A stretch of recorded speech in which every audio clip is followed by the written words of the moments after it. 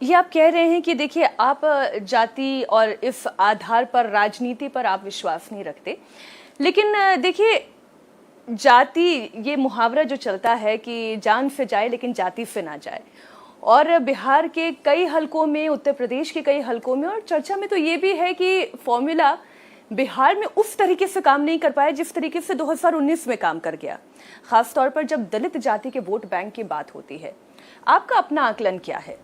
मैं मानता हूं बिहार में हम लोगों ने, हुआ क्या ना इस बीच में मीनाक्षी जी, भ्रम बहुत फैलाया गया, डराकर वोट हासिल करने की राजनीति को साधने का प्रयास विपक्ष के कई दलों के द्वारा, कई नेताओं के द्वारा किया गया। क्या कहा जाता था कि अगर मोदी सरकार आएगी तो संविधान खत्म हो जाएगा, आरक्षण खत्म कर दिया जाएगा, लोकतंत्र समाप्त कर दिया जाएगा।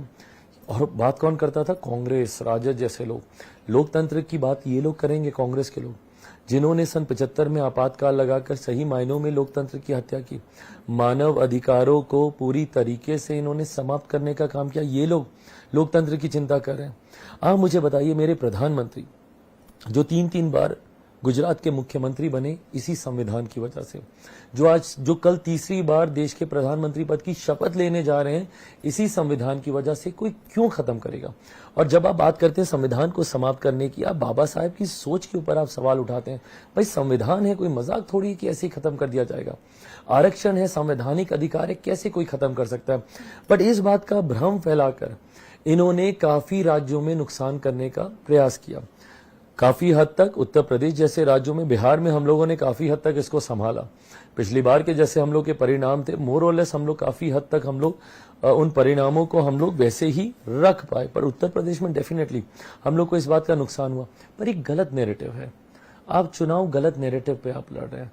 आप इस तरीके से झूठ बोलकर, लोगों को डराकर, और झूठ तो किस हद तक इन्होंने बोला, वो पर्चियां भी हैं हम लोग के सामने, वो लाइनें आपके चैनल पे भी दिखी हैं जहाँ पे महिला मांगने जा रही हैं वहां पे। तो इस तरीके से झूठ की राजनीति करके अगर विपक्ष आगे बढ़ना चाह रहा है तो ये सोच है। तेजस्वी यादव को आप सुन रहे थे। तेजस्वी यादव ने जो चुनाव के दौरान कहा, वो नतीजों के उपरांत भी कह रहे हैं। वो तो ये तक शंका जता रहे हैं कि ये सरकार भी कब तक चलेगी। नीतीश बाबू सोशलिस्ट हैं। झांसे में फांस के रखना इसी को कहते हैं। कल मेरे प्रधानमंत्री जी ने भी अपने संबोधन में इस बात का जिक्र किया कि कुछ लोग बोलते हैं क्यों, ताकि अपने लोगों को बटोर के रखें, वो उनसे छितरे नहीं, उनसे बिखरे नहीं। और ये देखिएगा, ये पैटर्न है इन लोगों का रिपीटेडली 2014 से यही। अब देखिएगा, अब बड़ा खेल होगा, अब खेला होगा, अब फलाना होगा, अब ढिमकाना होगा। चुनाव में भी चौंकाने वाले नतीजे आएंगे।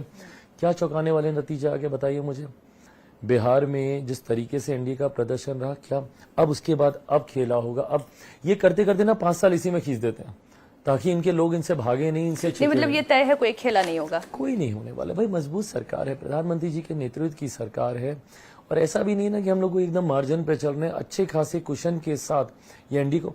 और मीनाक्षी जी, बहुत बड़ी बात, ये तीसरी बार इतना प्रचंड बहुमत मिला है। एक तो हम लोगों ने अपने लिए इतना लक्ष्य ऊपर रख दिया कि भाई हल्की सी चूक हुई तो आज सवाल हम लोगों से पूछे जा रहे हैं। पर ये कोई सामान्य बात है कि तीसरी बार एनडीए को ऐसा प्रचंड बहुमत मिलता है?